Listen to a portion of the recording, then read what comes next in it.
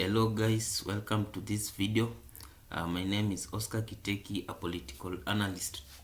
So today we are going to examine the behavior of Raila Odinga. To understand this, I will tell you a short story. There were once two brothers, and these two brothers fell in love with the same girl. So this girl loved the younger brother more than the elder brother, and ended up marrying the younger brother. So during the day of the wedding, um, the elder brother caused a lot of chaos and damaged all the drinks and foods that were in that occasion. So most people pointed their fingers to the elder brother and called him irrational. But someone with an understanding of the backdrop of these emotions, what caused the elder brother to behave like that was his feelings of defeat and loss to his younger brother. But someone who is just observing at first sight will say this person is irrational. The same thing is happening with Raila Odinga. First of all, Raila Odinga right now is feeling very bad because of the defeat that Ruto handed him in the last election. So something that Raila wants right now is to express his bitterness, and something that Ruto did that really angered Raila was going to Kisumu with a bag of gifts and promising to do great things for the residents.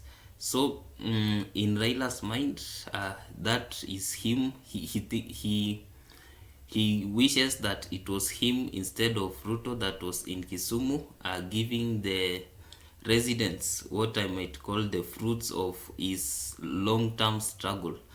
Because to understand him very well, we also have to realize that he has been in this battle for a lot of years, and he definitely he somehow deserves something.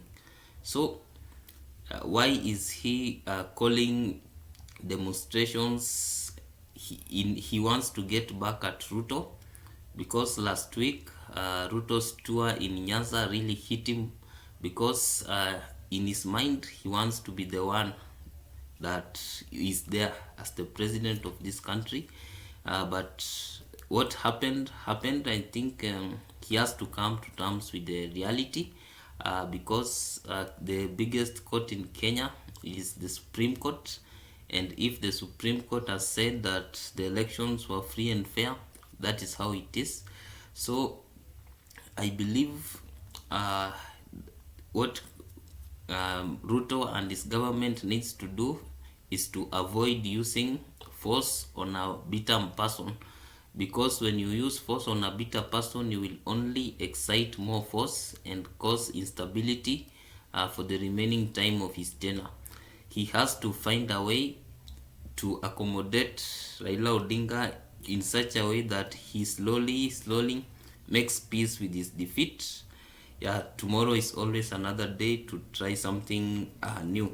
But approaching this situation without empathy, it will not help anyone, because it will only lead to more problems. Fact be told, Raila currently controls nearly half of the votes in this country. So we need to find a way of not creating hatred, because if you say you are in power, you injure him, you will only create you will hurt half of the Kenyans. So that is big enough already.